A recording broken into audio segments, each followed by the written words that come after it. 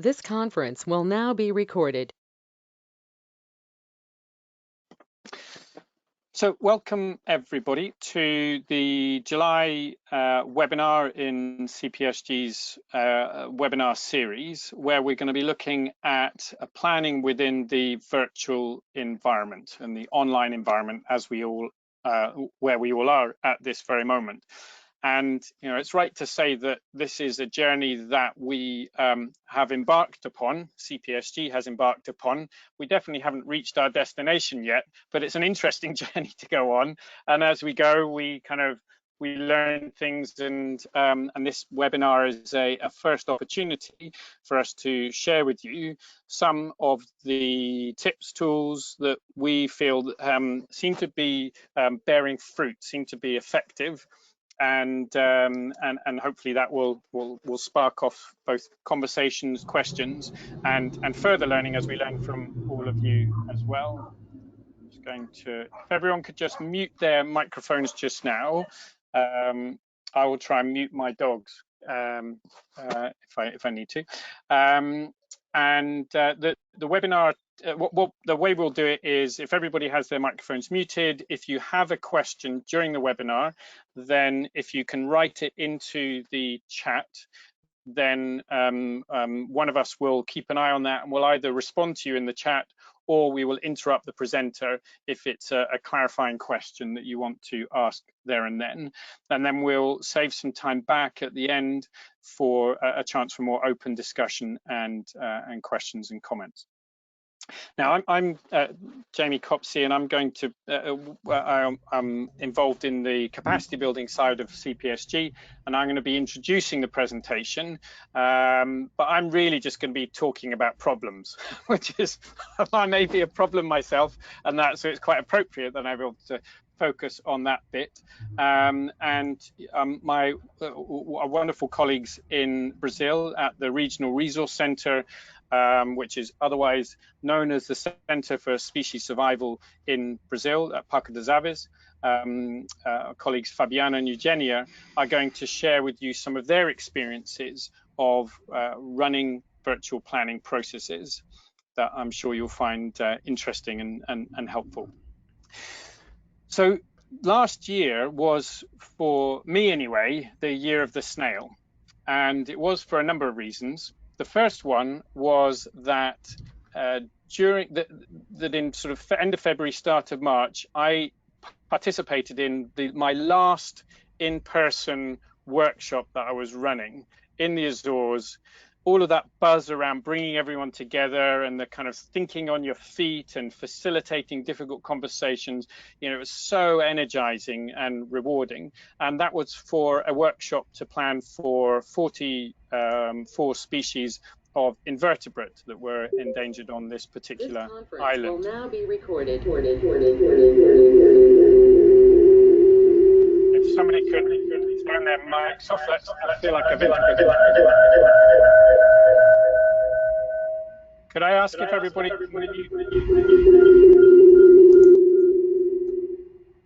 Andrew Bridges, if you turn your microphone off.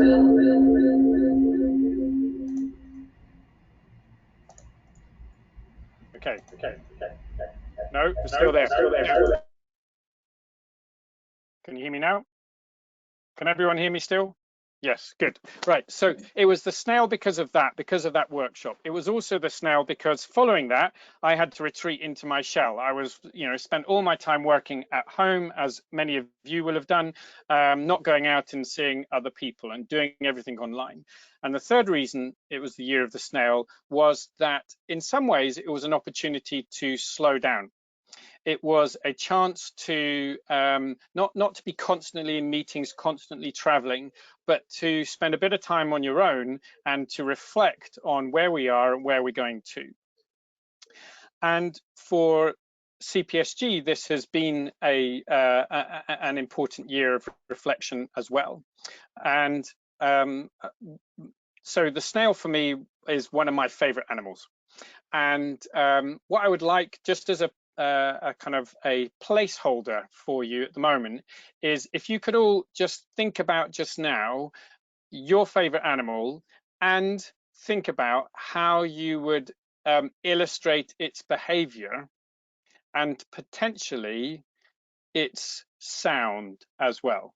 Okay, just have a think about that. Just that's a placeholder. We'll come back to that later on. So the year was an important catalyst for change for many of us, and it was a continuation of a journey that CPSG has been on for a number of years.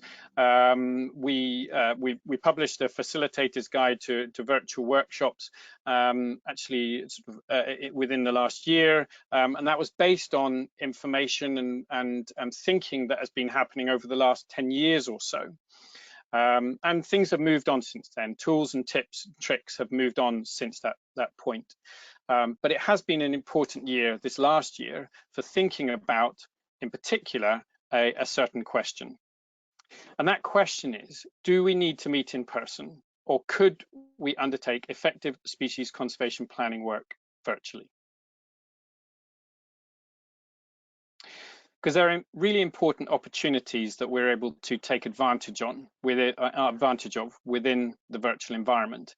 It's obviously it can save both environmentally and financially, and from a process and facilitation point of view, there are real opportunities. You can have more flexible scheduling. You can include people wherever they are in the world.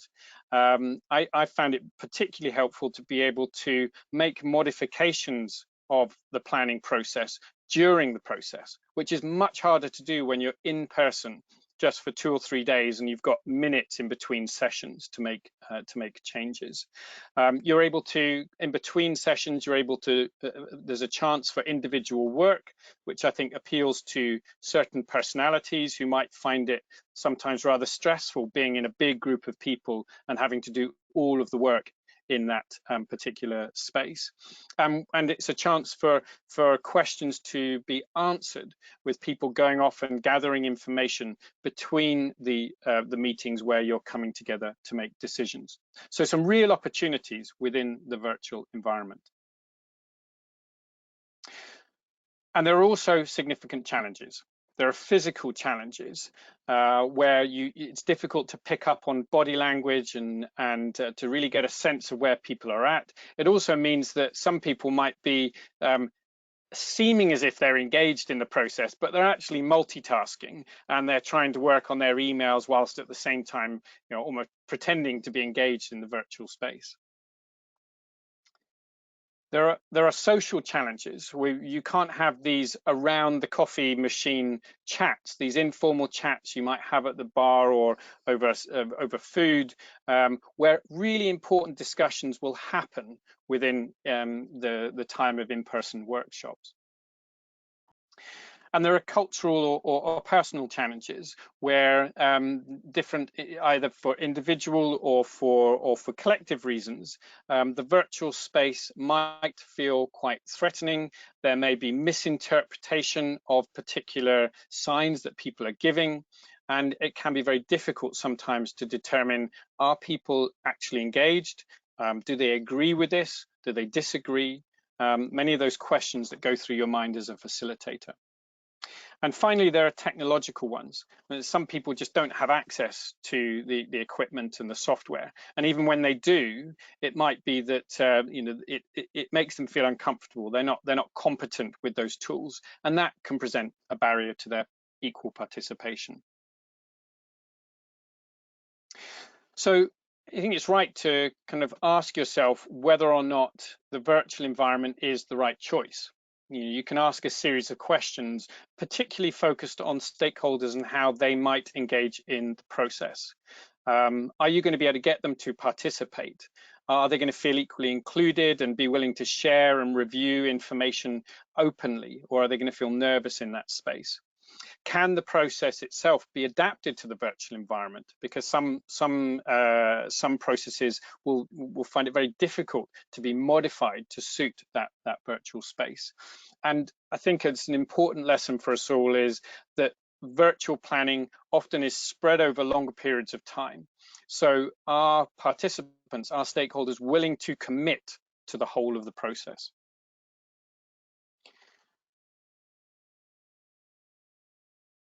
And if the answer is yes, then obviously, then fantastic. If it's not, then you might have to consider some form of modification.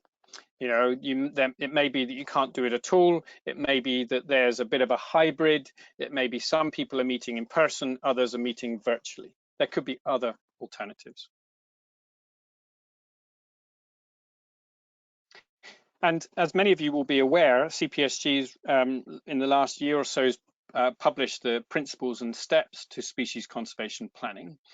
And it highlights these essential elements, in particular the principles that need to be followed in order to ensure that, or to be recognized, considered within the planning process, so that the plan has most chance of being effective.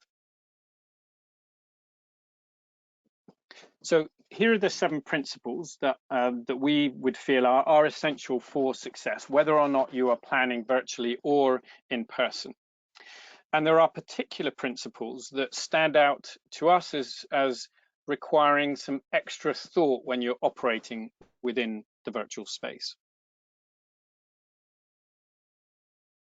Promoting inclusive participation is the key one.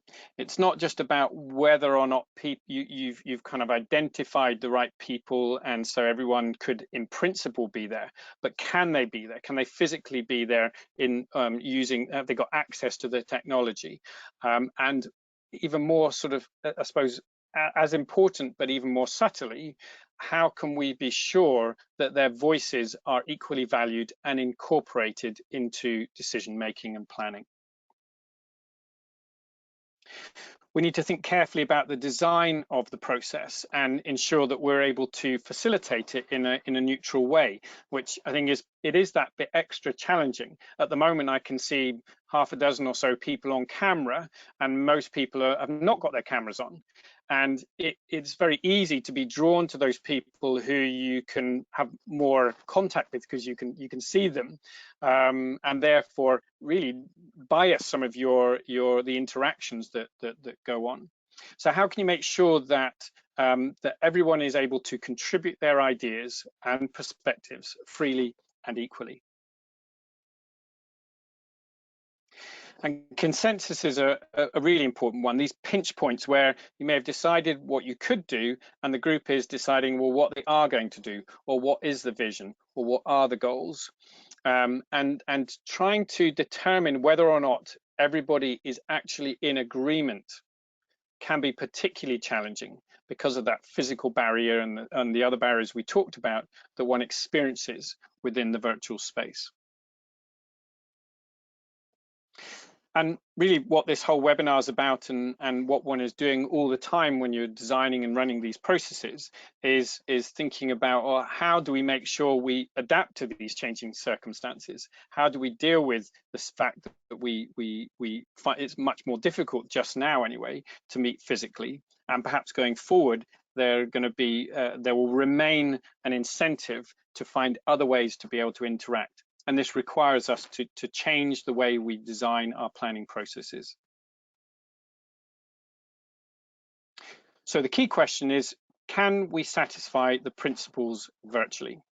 And what we're going to do just now is have a look at a couple of examples which begin to illustrate how we might answer yes to this question, and go through some illustrations of tips and tools that have been starting to be used within CPSG.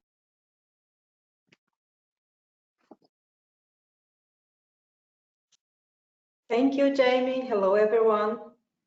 So to provide some examples on how we can address those principles in the virtual environment, we brought 2 case studies from workshops that we have run in the virtual environment recently. And the first one is the sand tiger shark, Carcass. So we have Alexa here. I see it was one of our co-facilitators as well. It was a 3-national workshop with Argentina, Brazil, and Uruguay. And the challenges that we have with this workshop first is how to deal with the difference in technology access, as we have a lot of fishermen. And also it had a potential conflict of interest, as fishery for the species is illegal in Brazil, but it's legal in Argentina and Uruguay. So how to improve the interpersonal interaction and working group dynamics with a group that didn't know each other before and had a potential conflict of interest.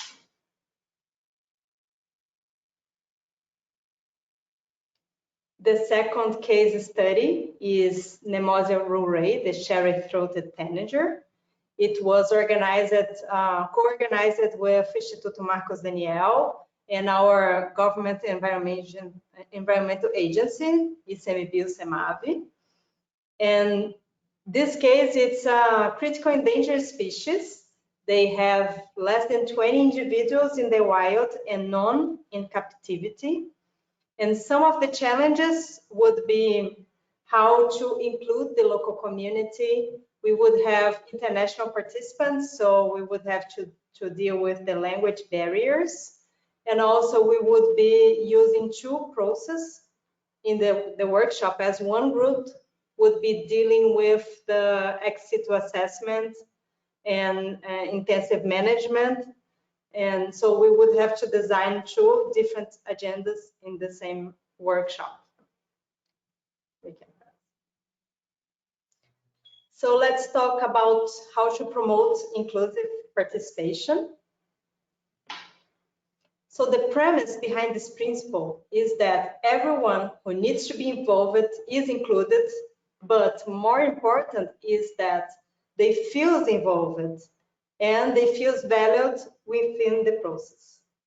So the primary concern is to ensure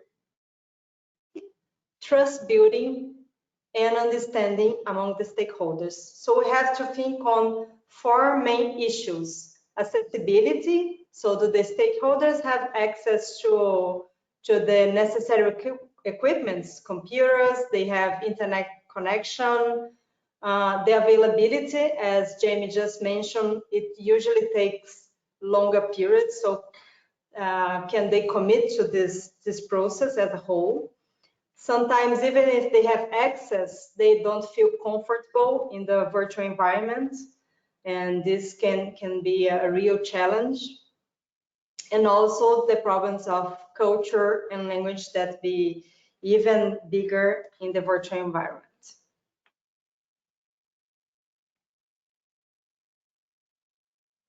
So some insights on how to respond to those challenges regarding the accessibility and availability. First, we have to do like a stakeholder technological analysis. So we have to identify in advance which stakeholders might need virtual support. So you can provide, if they don't have equipment, you can provide equipment, you can provide a place so they can connect, or you can provide someone to help them during the workshop, like a tech buddy that can be assisting them, or even different ways to include the information.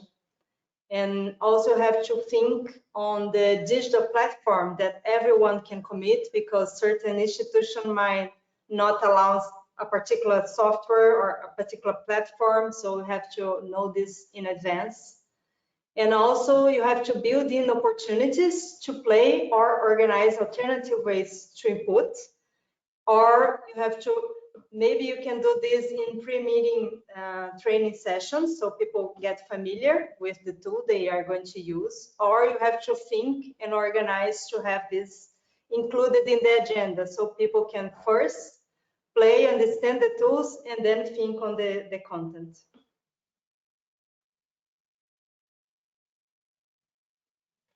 Regarding the confidence in communicating and culture and language problems, one insight would be, one way to respond to that challenge would be to develop some tailored ground rules. For instance, a lot of people don't feel comfortable enough because the meeting is recorded.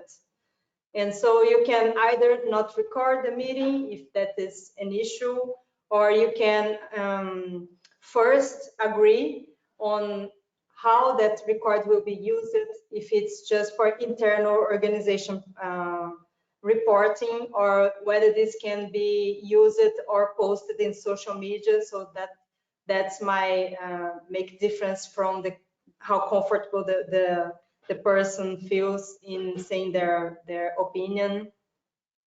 And also recognize and particular allow different communication preference. Some people will only speak through the chat because they don't feel comfortable speaking, or only verbally, or even with emoticons. So you have to say that, okay, you can provide inputs in all the channels, but you have also to organize to receive that input through the different channels.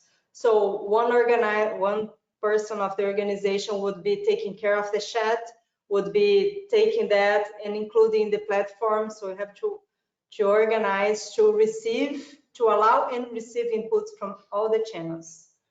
And also, if you have the language issue, you have to look for translation and interpretation options in advance.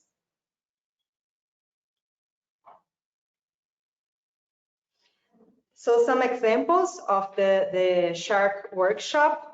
We were very concerned on how to include the voices of the fishermen.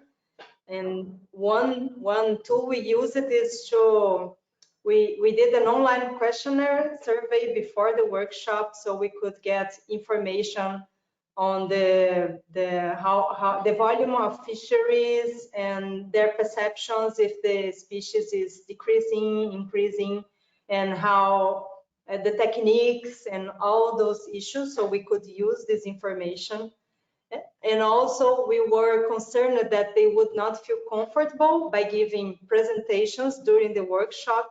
So we recorded some testimonials, so they would be in their own environment, and so they would feel safe. And then we could use that information during the workshop. So during the workshop, we would use both the presentation of the testimonials and the results of surveys as inputs for threat analysis and division. But we also organized ourselves to receive input from the fishermen that would be present during the workshop in a different way. So we knew that they would not have access to the platform, or they would have more difficult to use the Padlets, the murals. So we had someone of the organization to receive their inputs through the WhatsApp. So they would be, and this worked really well. They would be participating on the discussions. Someone would be hearing or putting the audios for people to hear in the plenary. And someone would be typing the inputs in the tools. So this is something that we have to deal with. In the case of Nemosia, that we have international participants, we try to be time zone sensitive, although for some participants that was still late, but at least not during the evening. Christy might know about that, the long nights in the workshop, but this is something to consider. And also consider the language difference, so people could not feel that language is a barrier in none of the steps of the workshop. For instance, we organized it to all the speakers would record we did pre-recorded talks, and we would add subtitles. So if the speaker is in English, they would make their talk in English, and we would add subtitles in Portuguese, and the other way around. We also would allow multiple language on the chat. There was always someone translating, so you could add your inputs in your own language. All the platforms we work with color code, so you could add your post-it in your language, and someone of the group or of the organization would translate simultaneously. And all the discussions would be translated simultaneously. So we have two translators full-time. So you would have opportunities to provide input in your language in all the steps of the workshop. And regarding the participation of the local community and the farmers.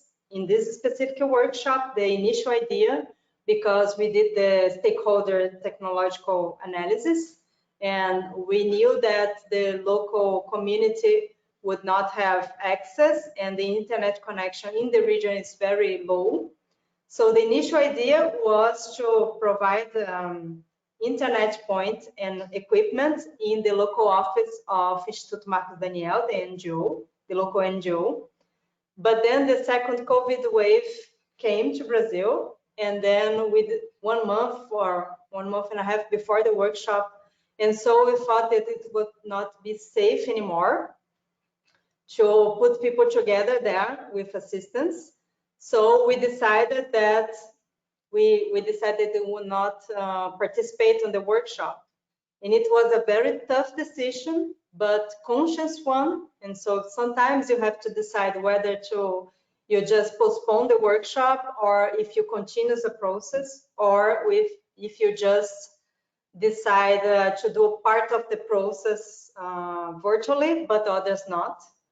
In this case, the way we deal with this is we did a social environmental diagnosis before the workshop, and we had the community mobilization program. The officer would be participating on the workshop and would be bringing the diagnosis results to the group, but it's not the same just that to have people there. So it's a conscious decision that sometimes you have to make.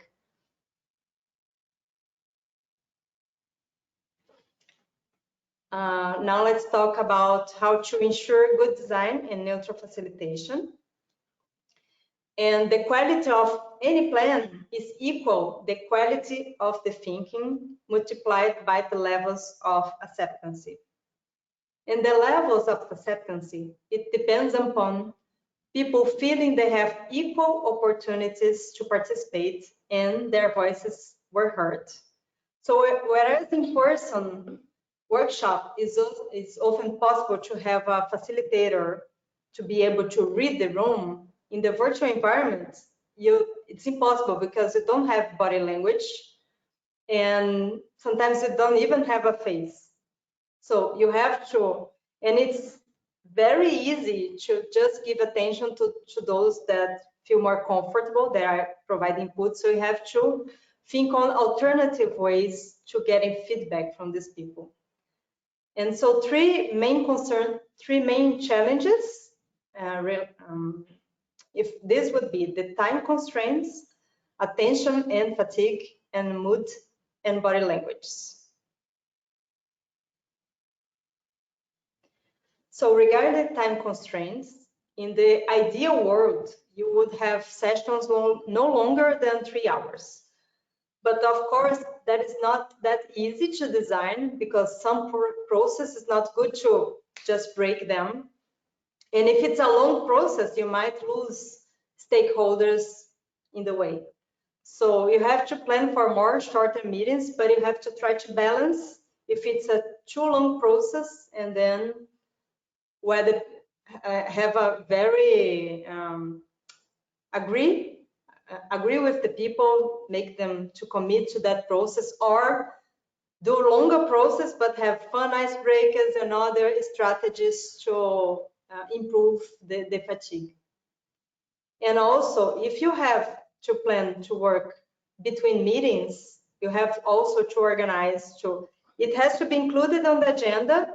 For instance, if you think that you need 3 hours online and 3 hours offline, you have to include that it's 6 hours work and include that in the agenda so people can plan to have that time, to work on that time.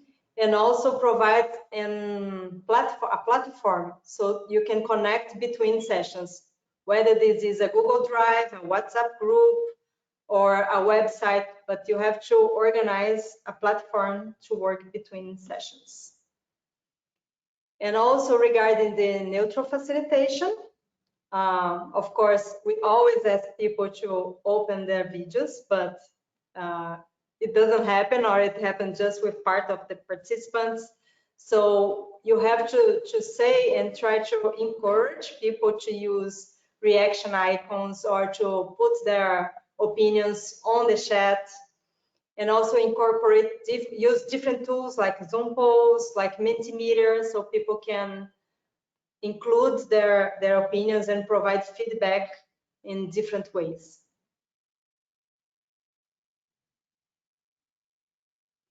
So in the case of the shark, as an example of agenda, we divided the workshop in two weeks, but with like months apart. And the first session, one thing that it's always happens in the virtual space is that people feel this is unlimited. So if it's virtual, why not invite a lot of people? And so we have a lot of institutional demands to accommodate people. But it's very difficult to have a productive discussion with like 100 people in a room. So the way we try to address that is we organize a first symposium style workshop, so we could have a lot of participants, speakers from all the institutions that were making these requests. And also we did, so the leveling was doing with a broad audience, but then the second part would be a more closed meeting with the key stakeholders. So it was 50. And another thing is the first meeting we did only in the mornings, but based on the feedback of the participants, the second meeting we did full days, but with intervals in between.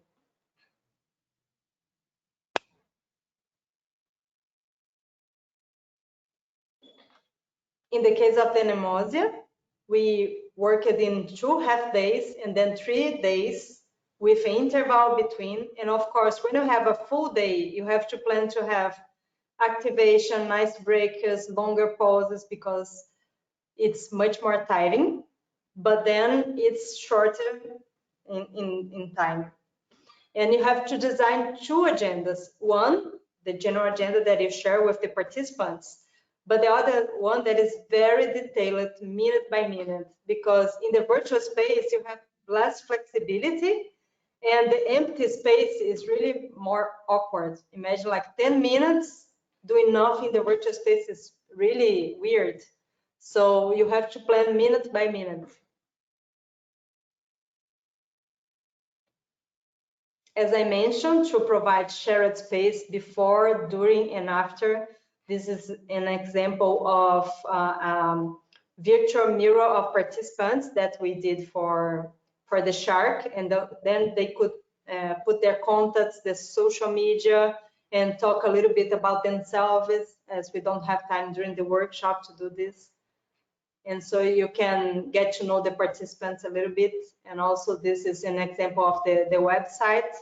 So the participants could enter in the meeting through the website, all the materials we were using, the inputs, the previous action plans, the platforms, the final product would be there, the information on the species, photos, everything. So we kind of have almost a physical space in the internet that is always there.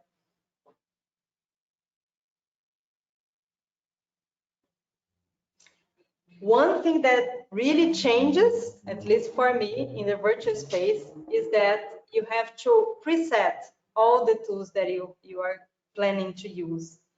Because in an in-person workshop, you can have a white flipboard and then I need a mind map. Then you go there and draw a mind map. I need a prioritization. Then it's very easy. You have some dots and you put there. But in the virtual space, at least I don't have this skills like to draw a mind map really fast. In a whiteboard, it's very difficult. So you have to preset the tools you are going to use. So if you need dots, you plan to have dots and put them in the mural. If you need a whiteboard mind map, then have a software that does mind map easier. Even if you don't use all of them, you have to preset some tools. If you need a prioritization matrix, the same. You have to have this preset.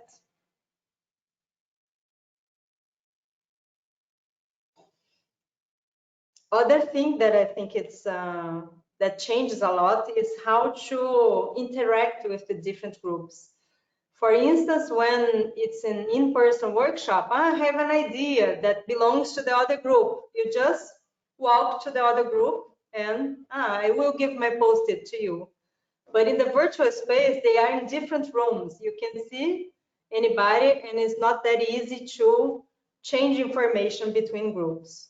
So one way we did that for the shark is that we would share the links to the mural to all the groups, and some people would be fixed in one group, other could change between the groups, and some could be requested.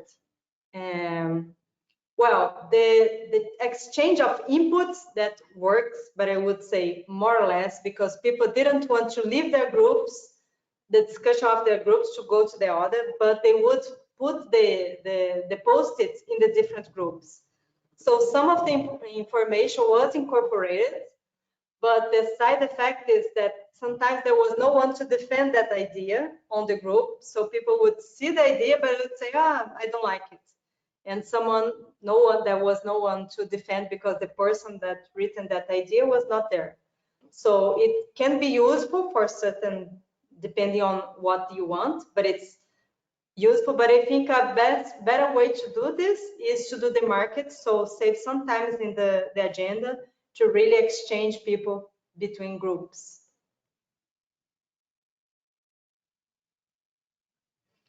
This is only the examples of some tools and platforms that we use on those workshops.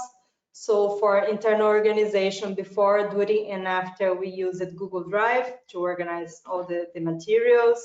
WhatsApp groups, I know that it's not that common depending on the region, but this is really common in South America, and it's very really useful and a fast way to communicate. But of course, you have to establish some ground rules in advance, so people cannot post pictures or say good morning in WhatsApp groups or things like this. It's only to work.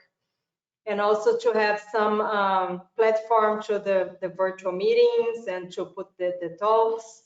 And you need some programs that you can design the mind maps, causal flow diagrams, and others. Questionnaires, SurveyMonkey, Jot forms, and to the working groups, Miro, Padlet, but now you have several platforms like Miro and others. And also for the icebreakers, we use the Mentimeter and YouTube. And of course, attention. Any tool that you decide to use, you have to think on pre-training sessions or include time during the workshop so people can absorb and process both technology and content, and also how to offer technical assistance and different ways to input, because it's very common that some people will not be able or feel comfortable dealing with the tool. So always have someone prepared to receive inputs in different ways, or the facilitator to manage the inputs from the group and things like this. Hello, everyone. So now we will continue with this next principle, which is reach decisions through consensus. Some of the challenges we found related to consensus, it was that there's lots of information to process in short time. When you're in a presential meeting, you have breakfast, you have lunch, you have dinner, you have these coffee breaks, you have time to go back to the room and just check the flip chart, check the post-its. You have lots of time to process information and to discuss and to ask clarifying questions in different times. You don't have that in the virtual space. You have a specific amount of time and that's it, and you have to make the better use of that time as possible. And tools, what do I mean by tools? When you are presential, you want to ask and to reach a decision through consensus, you just ask the group, how do you feel about it? Is everyone on board? And then people will just raise the hand or just don't raise the hand, but you can see their faces. You don't get that virtually. So you have to think about tools, and I will discuss that in a sec. And of course, building trust. So creating this warm environment, trying to make it, it won't be as a face-to-face meeting, right? But you have to somehow make it possible, make it a nice place to work where you can feel confident to share your information and to share your opinions. So in relation to this, lots of information in short time, what you can do, as Via mentioned, when you are working on designing the agenda and you have some extra time and you have some extra minutes, put it in the consensus plenary, because you don't know how much time will it take the group to discuss and to reach that consensus, and you don't want to hurry everybody to make that decision. And of course, there's a lot of information that you can send the participants before the workshop, so you don't have to lose time discussing. If you know you're going to talk about actions or goals from past action plans, for example, send them to the participants in advance, so they have the material and they have read it. And also, if possible, as Via mentioned, try to leave a day in between. Don't cut the process, but for example, if you're working on the goals of the workshop on Monday and Tuesday, just work on those 2 days, but try Wednesday to be a free day where you as a facilitator or organizer can put all the information together. You have, let's say, 15 goals, just send them to the participants. It doesn't mean that the participants will read them in their free time, but maybe the participant will get a half an hour before of the workshop and just go through the material, because they know they will be discussing it. They will have to have an opinion on them. So it's really advantage to have that day in between processes. In relation to building trust, it's key, and it's key to think about it since the beginning. And you have to think about the adapted introductions. If you have a meeting with 50, 60 participants or 100, you won't have enough time for everyone to present each other, right? So think about options. You can, as an organizer, you have a lot of information of your participants, then you can make fun summaries, how many participants, where they are from, and you can include little activities, as for example, all the people from Argentina, open your cameras and say hi, and those sort of things, but you are in control of the time. So include, if possible, everybody's name in a slide so they can feel that they are considerate, but also include icebreakers where people can interact with all of them, with all of the participants. So randomly assign them to different working groups. Those icebreakers don't have to be long. If 10 minutes will be enough. Give them a specific task so they can discuss on it, and that will help to create this warm environment, as a little similar to the presential one. As Bia mentioned, encourage the use of videos whenever you can, use the reaction icons, and it's really, really important to preset tools. You know that you will have to ask for participants' opinion. That's a fact. So think about not only one option, but maybe 2 options to ask for the opinion. For example, if you know you have to prioritize actions, so design something that you might use or you might not use, but you have it there, because in the virtual time, you don't have time to solve those things while you are in a meeting. So for example, for the cherry-throated tanager, we try to engage with the participants before the workshop through the social medias of the conservation program of the species. We had this whole workshop identity that we use in all of the presentations.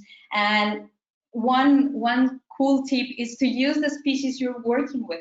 Look for specific characteristics that can help you to play with it. So in this case, we asked for the last day of the meeting to everyone should wear something red in the neck as a cherry-throated. And it was really fun. We took several little short videos, everybody saying hi, and we also had fun icebreakers. One of them, my favorite one, was we asked everybody to show their pets because most of the people were in their houses. So everybody showed the pets, and it was really fun. Cats, dogs, birds, insects. It was a whole other thing. You can create hashtags for afterwards. Take silly pictures. Everybody thinks that we have to be so serious, but no, it helps to relax a little bit. Also with the shark, we had a logo, we had some specific colors, we had a little party after the meeting, and one cool thing we did with this shark meeting is we had a playlist designed specifically for this workshop. It has Brazilian, Uruguayan, and Argentinian music, and we place it during the pauses and before the meeting start. And some of the participants mentioned that they would like to go earlier to the meeting so that they just can hear the music while they were doing the coffee and stuff. So those little details might make the difference. And specifically related to the tools, in this case for the shark, and we also did it with the cherry-throated tanager, we use the Zoom pulse because if you want to measure the temperature of the group, to know where the problems might be, you have again to preset, think about the question you want to ask, establish the options because it's a multiple options poll. And for example, we use it if they agreed on the specific goal. So they can, we asked about if they were okay with the focus of the goal, if it was a problem, if there was a problem with grammar or content or wording, and then you can see where the problem is, and you don't lose time discussing something that it really isn't a problem. And for example, with grammar and wording, you tend to lose a lot of time, like add a comma here, delete this. So you don't have to use that time virtually. You can preset a tool where they can comment on those little details, and then the group will go back and correct those type of things because they are important as well, that you don't have to use the time. In this case, for example, we were asking for the consensus of the vision for the shark. And as you can see, half of the group had cameras on, half of the other ones didn't. We asked for thumbs up. We asked them to use the chat box, the microphone, everything we have. So it's important to have like a team of the organization and a team of facilitators to keep an eye on everything. And the last principle is adapt to change circumstances. And as Jamie mentioned, it's basically what we've been talking through this whole presentation. This COVID pandemic forced us to change, forced us to use this virtual environment and to take advantage of the opportunities. Yes, we had a lot of challenges. Yes, we have a lot to learn, but we are on it, and we don't know what the world will bring to us. We kind of know if we are behaving the way we have been behaving, so we have to be prepared to adapt to these changes circumstances. And well, today we wanted to present some of the solutions that we found through this intense learning process for the past 1.5 years. But it's changing, it's constantly changing. So what we can say is that from now on, there is no going back to normal, right? Now we have this whole new set of tools. Hopefully, we soon will be making those face-to-face workshops, but it's cool also to use these virtual platforms because they are really useful. So maybe you can have a mixed workshop with participants from around the world virtually and some people in face-to-face meeting, and you can go 100% virtual. So there are options. We have more options. But whatever you choose to do for your species, for the species you're working with, think and take time to think about these principles, to think about the 7 principles. But if you're going virtual, make sure to take more time to think and to include these 4 principles, okay? And going back to what Jamie asked you guys for, it was to think about your favorite animal. That's easy. I guess all of us have an favorite animal, but now we want to ask you to turn your cameras on and represent them. Cameras, microphones, whatever you feel like doing. And to represent this animal, we went just to take a quick photo of all you guys and to make a short video, and you can look for it in our social medias that we will share in a second. But so I'm going to stop sharing my screen now. And I want to see your, wow, we have, okay, so that's easier. I was thinking about like, I don't know. I don't know what noise a snail makes. Okay, so just give me a second. Wait for it, Jamie, wait for it. You're getting, okay, so 1, 2, 3. Oh my God, look at Fabiana. She gets lots of funny favorite animals. I can see Sean there. Alex, of course, we have the shark. Sean, are you Glenn, where's your bison? Where's your bison? I'm trying to guess here. Gino, can you tell me what you are? A fox. A fox, there we go. So we have a fox. That was so obvious. So obvious. Sorry, I'd have got that, Gino. I'd have got that, Gino. My bad, my bad. Okay, so let's take a picture in one. Bia, can you take the, can you handle the picture with all your animals? No, Louisa, you can't leave the room. You have to stay. Okay then. So 1, 2, 3. Represent your animal. I'm a bat. Ah, peixe boi da Marina. Peixe boi? Is it? We have a manatee in the house. Done. Thank you very much, guys. You were awesome. There's a bear there.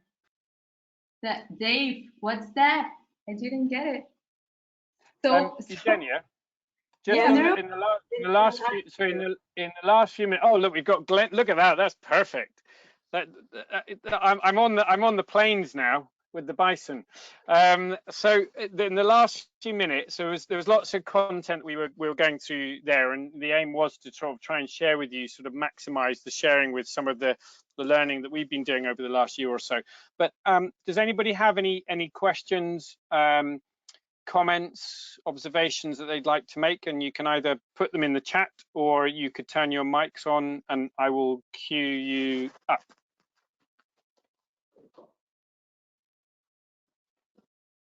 and I will just share my screen again if you want our contact information while you're thinking on your doubts or comments. And you can look for us in the social networks and in our websites.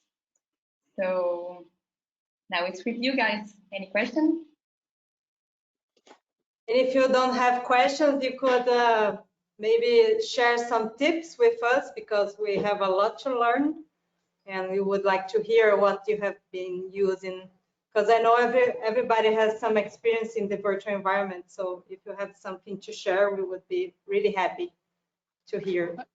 Andrew, sorry, I'm going to be very nasty and naughty and ask you a question, actually, just from a kind of a sort of conservation standards perspective. I wondered whether, you know, I imagine that you over the last year have been having to sort of do more of this sort of work in this space as well, and I wondered whether any sort of points come to mind to you of what you've experienced over this time. Yeah, I think you guys captured a lot of the same experiences that we've been having. The challenges, I think one of the challenges, ironically, that I illustrated at the beginning was in unmuting myself, was the technological challenges. I think one rule of thumb that we've come up with is count on having at least one person in each workshop that is completely baffled by the interface, and that being prepared to work with them and adjust for that person. There's always one that is just really has a hard time with the interface, and being ready for that every time is definitely a lesson that we've learned. Thanks, Andrew. And I think Bia mentioned about the sort of tech buddies idea, and I think that's something that may have sort of added benefits in terms of bringing stakeholders together a little bit more. If you're kind of working in a fairly sort of the neutral space of help, you're having to help each other, even if in the content of the discussion you may have certain disagreements, that might be an opportunity. And actually, just Andrew, building on what you were saying, the something that we've found and why this webinar has been easier than it would otherwise be is that you want a co-facilitator. You need at least one other person there who's going to keep an eye on the chat, who's going to keep an eye on the microphones and say, Jamie, you've missed out on Eduardo. He's been waiting for ages to make a comment, because you will. It's it's really difficult trying to kind of keep track of where everybody is. Any other tips or thoughts to share in the last few minutes?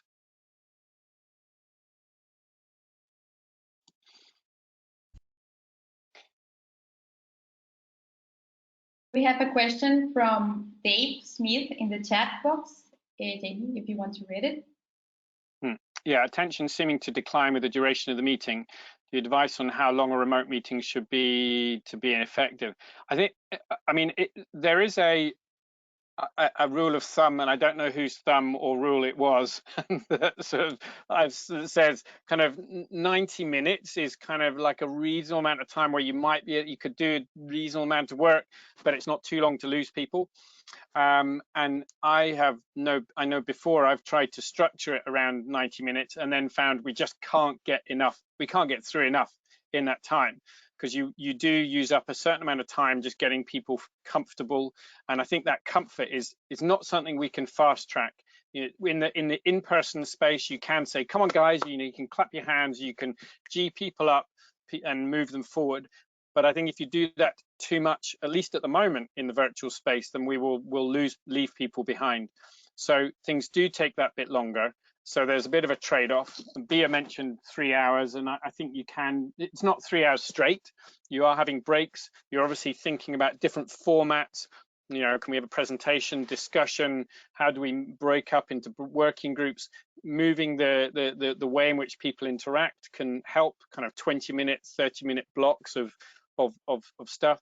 But probably 3 hours is where you start really kind of losing people after that amount of time, particularly when numbers are bigger. I think there's probably an inverse relationship between the numbers of people you can keep going and the amount of time that you can keep them going for. Yeah, between 90 minutes, 3 hours. So Andrew's saying, yeah, we found 3-hour meetings with 5-10-minute breaks every hour works well. Yep, and that kind of resonates as well. And Estelle was saying, as a follow-up, do you have suggested interval between meetings for a multi-party workshop over a period, say, of weeks or months? Well, obviously, Bea, you had it running sandwiched quite close together with a day or so in between. We ran a workshop in the sort of February, March time, myself and Phil, and that ran over sort of 8 sessions, once, sometimes twice a week, for sort of 3 hours, and that seemed to keep enough continuity. But I think if we went much broader than that, much longer than that, unless they're very discrete events, so you don't have to build from one onto the next, then probably much longer than that. And I think you have to do a lot of recapping, and so therefore waste time. I don't know what others feel about that. Any other? During the Shark workshop, the first part was in August and the second part was in November. But in between those months, we had a lot of work to do. So the participants were constantly asked for things that keep them connected to the whole process. So that was another advantage. I think the virtual space to me, or virtual planning, is a bit like a wall to me. So you've got bricks, which are the solid, they're the time when you're together, and then you have the mortar between those bricks, the time when you're apart and what you do in that time. And if you see the whole process as being the combination of bricks and mortar, then it allows you to build quite a strong process. And Bea and Eugenia are highlighting the value of the out of meeting time if you schedule it well, for people to be able to work. And I think recognizing learning styles and people's willingness to comfort with interacting in big groups, actually it's great to be able to have some time just to work on a shared space, but on your own, in your own time, and to contribute in that way. Frank was saying, so 5 minutes before the session officially begins is good time for folks to say hello. As was done before this meeting, it might be good to advertise that there will be 5 minutes before the official start time for that to happen. Yeah, although you're only talking 5 minutes, I think the danger at the moment is that when we say it's kind of there if you want it, that I think people tend not to pick it up. They do everything else they have to up until the time they actually have to be there. So I think it's probably wise to assume that you're going to do everything within the time that you've got them for. So building in that introduction and things probably means you've got more people there. You know, we got, like we had here, you know, some people arriving, having to arrive late, and they missed those first bits around favorite animal, which was obviously disastrous. but it you know, it means if you miss an important bit like the introductions, then are you then at an equal level to everybody else, or are you always playing catch up? So I would think try and schedule everything within the time that you've scheduled the meeting for. And admin, it's an unusual name. Admin is saying that the balance between virtual presence of the participants and the real environment that participants are in. Yeah, and I want, is this sort of this hybrid of virtual and in person that you're talking about? Is that, no, it's not Christine, is it? It must be somebody else from CPSG. Yeah, and I imagine these hybrids are going to be more the case. Maybe we'll have in-person workshops where we're actually using virtual tools because we can record everything and share everything much more easily digitally. And maybe others, that means that some people are able to join remotely and so be part of that process. All right, we are just after time, so we probably should wrap it up there. Thank you very much for staying with us for the hour. Particularly thank you, Eugenia and Fabiana, for sharing those fantastic tips, which I was scribbling notes of as well as we went through. And you know, this is a really exciting journey that we're all on, and somehow we need to kind of share with each other and what seems to work. There's going to be lots of noise. There's going to be lots of stuff where you kind of try it because it's the cool thing to do, and you just think, what was the point? I was perfectly happy with Skype or whatever it might be. You know, it's just a fad. But there'll be other things that really stick, and that you think that's kind of like core basic stuff. A facilitator in person, you know, has a pen and a flip chart, and they're able to do everything they need to do with that. And while I think it's important to, this is me going on now, but to kind of look at all these new tools as they are around, work out the things that work for you, and you know, and use them, and don't overcomplicate. Technology should be there to support us rather than because it's there because it's new. So let's try and consolidate down and share ideas on things that really work well, and facilitate this sort of participatory process. And I will shut up there. Eugenia, Bia, do you want to add anything before we sign off or not? No, thank you very much. Sorry, go ahead. No, go. Go ahead. No, thank you very much for your attention. We are definitely still learning, all of us learning in practice. And just to add a little complication is that each workshop is different. So there's the constant changing and adaptation going on. And don't be afraid to have fun while doing it. It's possible, and you can have great results. So we have to embrace this virtuality because of the conservation of the species. That's our job, right? So thank you very much. Thank you all. Thank you, Jamie, for the opportunity. Yesterday, when we were checking the presentation, I told Jamie, let's add that slide that is no turning back. And he, no, I really miss in-person workshops. We cannot say that. And I said, well, but it's I think the tools are here and we might use them. And so even if we start having face-to-face workshop again, we can use those tools. I would say in my ideal world, I would have a face-to-face workshop and every group would have like a computer, and then we could use Miros, Padlets, and other tools, because then we use less paper. People from outside can participate. So we have to learn from this process, and we have to use the new tools and mix. I think we will never go back to the to the normal. So let's learn together and share and improve. Thank you very much, everybody. The webinar will be is recorded and will be on the CPSG website. If you want to share it with, point anybody else to it, should be by the end of tomorrow or maybe Monday at the latest. So look after yourselves, and we'll see you again for another webinar at a later date. And all the best. Bye. Bye-bye. Bye-bye. Thank you all. Thanks, Dean, Bella. Sim, Eduardo, Silvio.